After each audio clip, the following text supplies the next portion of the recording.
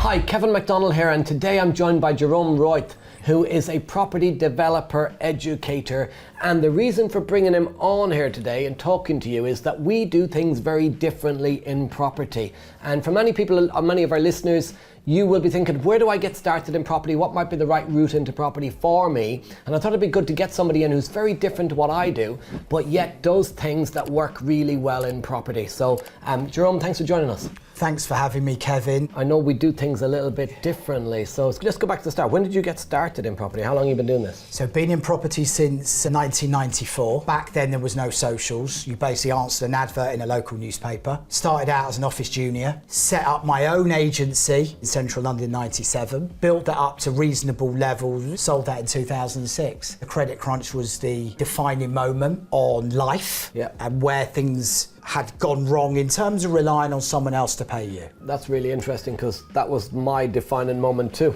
Then got a call from a mate I was at school with, hadn't seen him for 20 years. He said, I'm involved with a private equity fund up in Edinburgh. Do you want to get involved? There's this new thing happening called permitted development. For the last 8 years, I've been taking planning risk. I've built a bit of new build, quite a lot of new build housing, bungalows in particular, the grey pound I call it. They don't really need mortgages, so they're not subject to valuations, really. And there's a premium attached to the product. So yeah, that's what I've been doing, and we're just going harder and harder at it. I guess a lot of what you do, you buy and sell stuff, while I'm much buy and hold. I don't know how much you hold and stuff, but I've always done cash flow, which is not owning it at all, rent to rent, just take a property off a landlord, cash flow, give them X amount and we cash flow a profit. And then the long-term hold. Do you hold stock or do you sell everything on? So there are two strings to the business. Firstly, it's we don't buy with planning. We sell to developers. That's profit one. Buy without planning, get the planning. Make a decision on whether you're going to build it out, because you make your money when you buy and not when you sell.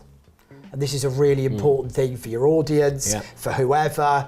There's too many people running around not making enough of a margin and taking all the risk. I guess the whole rent to rent thing, I've never done it. Spoken to my son about getting into it. He's 19, he lives in London. And I've had a lot of rent to rent people on my course. And I get it, it's the same as what we do. It's trading on something for a margin. Exactly. Right? Profit pot number two is build it, with all the uncertainties that brings. And I believe, unless you're a national house builder, a Barratt's, a Redrow, a Persimmon, or a builder that's become a developer, I don't see how it's possible to make good money in new build at the moment. With the cost of material.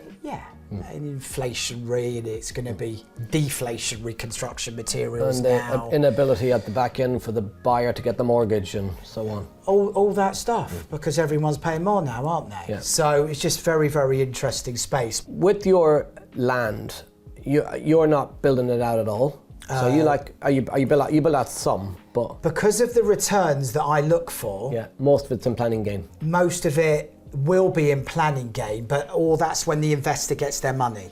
On when the planning consent lands. I've built stuff as recently as 18 months ago, new build. The stuff we've got going through at the moment, multiple sites in different local authorities, some of it will get built. Some of the developments will be serviced. So that's the utilities, if you're not sure what servicing means, an estate road, gas, water, electric up to the plot, and then you can exit then. You can sell a plot to an end user. There's all different ways of doing it. You don't necessarily have to build everything out. With what's happened to the cost of development finance and bridging finance, it's cheaper for me to get an investor to bankroll everything. Where are you at with finance and buy-to-let finance? How do you raise your money? All that stuff. That's really interesting because I mentioned earlier obviously you're doing land, and I've just bought a cinema. We're turning into 21 apartments, 7 offices and a gym. Looking at the numbers, so it's in Nottinghamshire, north of Nottinghamshire, you're looking at about a gross development value of 3 million. This needs planning, it's a cinema, so you need full planning. We bought it in September last year, so literally we're now just over 12 months in. Traditional thinking would be, I could buy this, borrow the money off a bridging company or a bank that does bridging, so a private bridger or an institutional bridger, put down 40% upfront, which is the big problem most people have is, I can't do this, I don't have the 40%. Borrow the other 60% of the purchase price, borrow 100% of the development, and pay 1% a month. We raised 1.95 million, which I'll come back to in a moment. But if you imagine borrowing, let's call it 2 million quid. We bought it pretty cheap, 322 grand. That leaves 1.7 million to develop it out. If we borrowed that money at 1% a month, you'd get bridging for 12 months. I'd be 12 months in now and I'd have had to pay the bridging back, and I haven't even got planning yet. The planning committee meeting is in October. Okay. So, and it's with the recommendation of approval, but I'd be month 13, I'd have had to pay back the bridging or extend the bridging, so I'd already be in for probably 6 figures of bridging costs, finance costs. By the time we end up for delivering the development, I'd have been around 300 to 400 grand in finance costs. Well, if I've built it for 2 million and it's cost me 400 grand on finance, I'm in for 2.4 million. In value, 3 million. 75% mortgage, 2.25 million. I got to find 150 grand shortfall, which means if I financed it with borrowed money and kept it all for myself, the irony is I'd have to sell it all to get out because there's 150 grand left in. So what I did instead was I raised the money from investors. So we're in for fully cash. There's no bridging, there's no finance costs.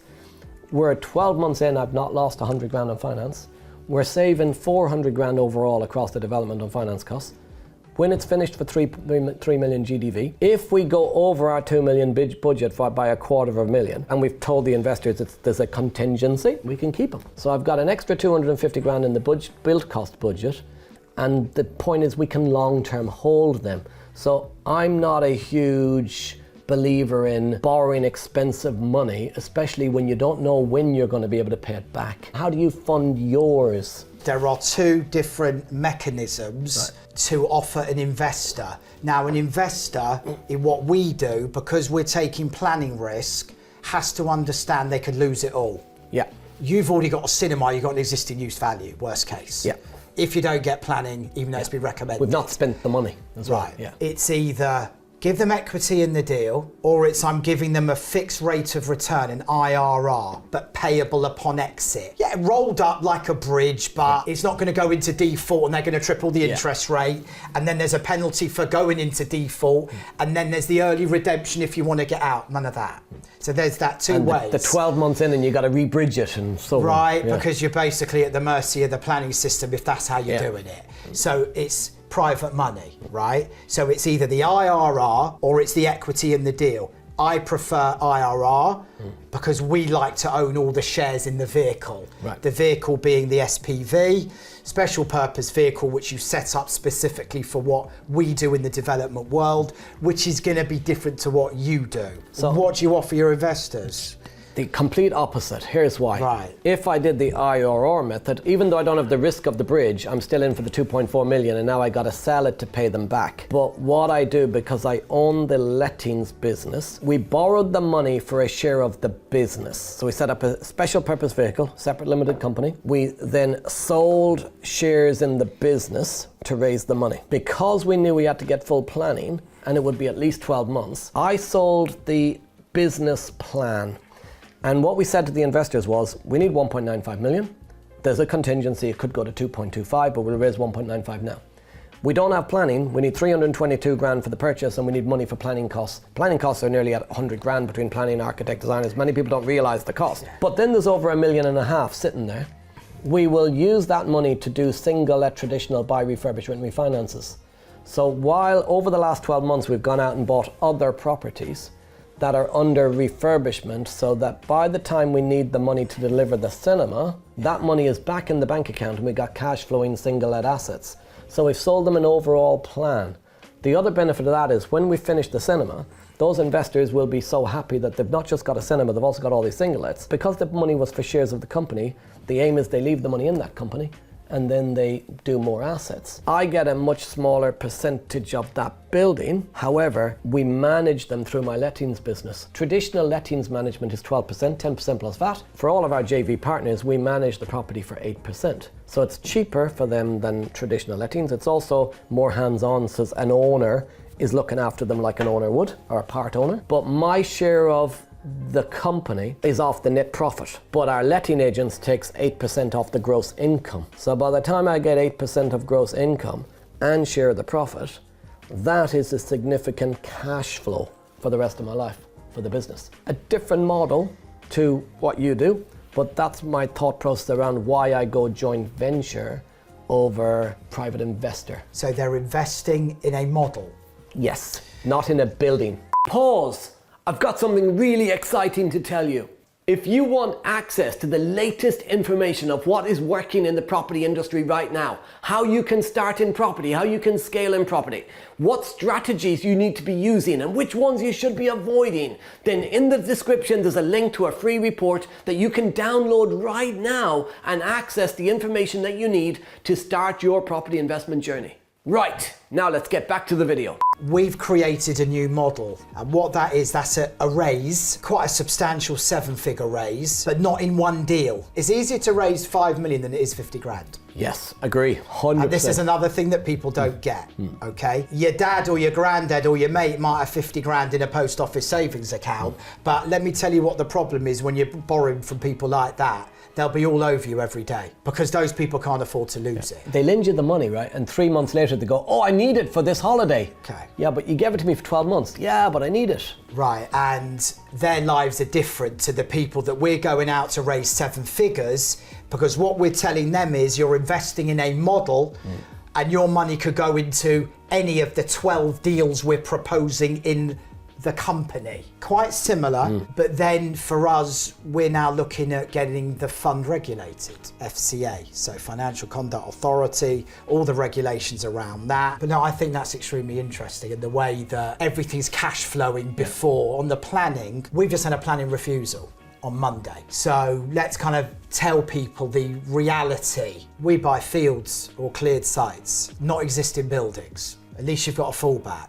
Yeah. So we've given a 20 grand non-refundable deposit to the landowner and paid 5 grand towards his legals, room for 25. The planning costs are 104 up to today for 12 units in a high-end village, 45 minutes outside Colchester. I knew we wouldn't get it. So what we've done is, because we've bought it so well per plot, there's 12, it's a fixed price per plot, and you can't go above 12. We've agreed that with the landowner, otherwise we could keep on going back in. We'll go to appeal and we'll do another 50k. We might be in for 200. It will be 2 years, but we will double our money on the original price we're paying the landowner per plot. Longer term, we do sometimes hold a couple of units at the development, rent them out, refi, because at the point you've paid off your development fund at the bank, what's left is unencumbered. Yeah. How are you finding stuff like interest rates in this whole space? Yeah, so the great thing about private finance, what we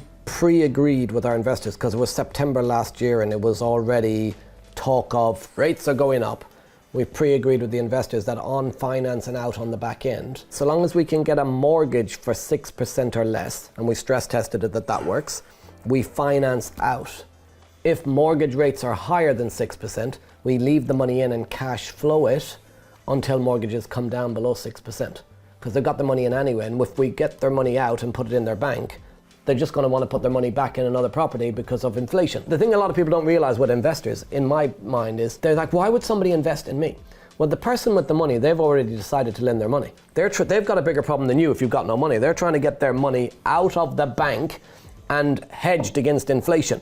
And what we're doing all the time is trying to refurbish and refinance a house and give the money back to them. And they're like, whoa, I don't want it back, I want it in a deal. If interest rates are higher than 6%, they'd rather leave the money in the property and get a better bank REIT beaten return. And if rates are lower than 6%, they'll refinance it out, but then want to put it straight back into the next deal. We have that model that we're selling them rather than just the deal that we're selling them. Does that make sense? Yeah, so it's become easier to raise money because of inflation. Yes. You've just hit the nail on the head. So people without the necessary mentality and or education will think the country is in a tough period. There's inflation, there's costs, and the interest rates are going up. How can I raise private money? But actually, you've just hit the nail on the head. Their money's losing money every day in a bank, because when you look at these high yielding interest rate accounts, which are suitable for 25-year-olds, like Yorkshire Building Society released one last week, 6%, you can put 150 quid a month into it, but it's a 1-year bond. Yeah. That's what they are. So what do? Go out and open 10 of them in like all your family members' names? It's too much hard work. Yeah. It's easier to raise money when it's a bit tougher because those people need to make their money work. Exactly. And this is a common misconception. Otherwise, you're chasing the cycle. I spoke to someone yesterday, quite experienced, who's trying to refinance stuff in London, and she was telling me about the fees. 5-7%. Yeah, so nuts. I'm not in that space. Yeah. So the rate's sub 6 still, but the fees are 7. That really shocked me yesterday. No, it's huge. Yeah, it's nuts. I actually literally had a message to one of my business partners this week, a message saying, oh, rates are so low. And literally yesterday, I said the 5-year fixed with a 7% fee is really 6.82%. That's the rate. It's just under 7%. So they sell it as 5.42. No, it's 6.8 when you add all the fees in, and then if you're stress testing it to 6.5%, you're losing money. It's really interesting on fees and the costs of fees and the cost of borrowing, which is why we pre-plan in to leave the money in. When I had no money and I was living in a room in a shared house, I thought everybody was broke, everybody's poor, and when you listen to the media and the government and the Bank of England says everybody needs to accept that they're poorer, and I thought everybody was poor. The reality is there's more money on the planet today than there's ever been. Like if they printed trillions of pounds during the lockdown, there's money out there. I always say if you stay close to the fire, stuff will happen. You gotta be where the money is, you gotta be around people, you gotta be educating yourself, because if you're not, you're sitting at home listening to the media. Was it Warren Buffett that said when the taxi driver tells you which stock to buy, sell? And that's the media. The media is the taxi driver telling you what to do, when to invest. You've already missed the opportunity at that point. The professionals are making money when everybody's fearful, and the amateurs coming in when the media are telling them to get in. So, Jerome, really appreciate you coming in and sharing your journey with this. I've really loved this. There's been some really good insights about the differences in our business, but actually they're very similar. It's just one's land, one's property. Yeah, really enjoyable. I can't believe we've been speaking for so long. It's been ages. So maybe we can do this again sometime as well. Sure, definitely.